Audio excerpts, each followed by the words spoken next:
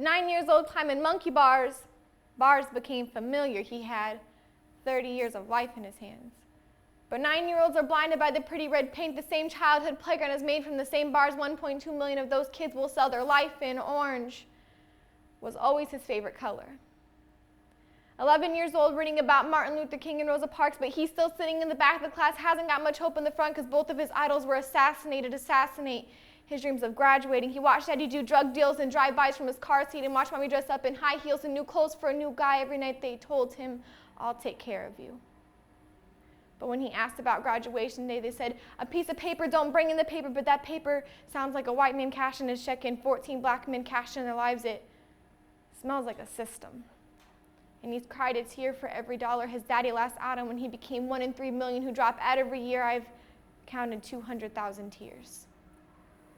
Read the inscription on his lips when he's asking for help, and the teacher tells him, "Black boys buy guns, not pencils, they hold drugs, not diplomas." But why are diplomas rolled up? They're teaching not to roll up on the scene. This is not High School Musical. These are real life rules. You can't cut out, edit, or remix what doesn't go as directed, but you can sure act it out. I see time is running short for you, but running is something you are good at, and it was your chance to get your mom and dad to stop selling drugs, selling your body, selling your mind. We're always selling bargain dealers.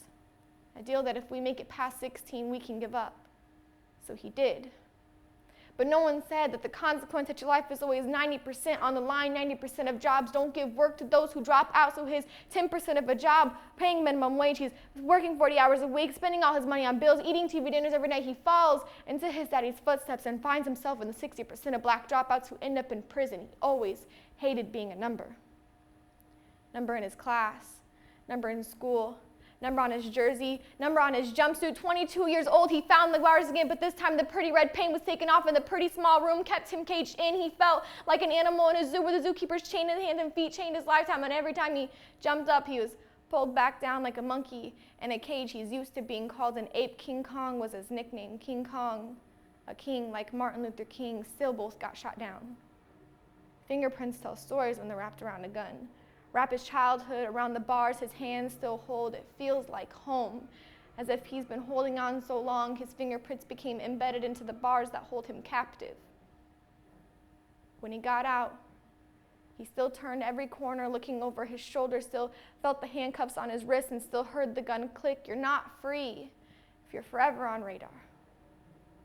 He had a son who looked like him and who loved the monkey bars. And every day his son told him, "Daddy, when I grow up, I'm going to be just like you, a daddy's boy, just like he was."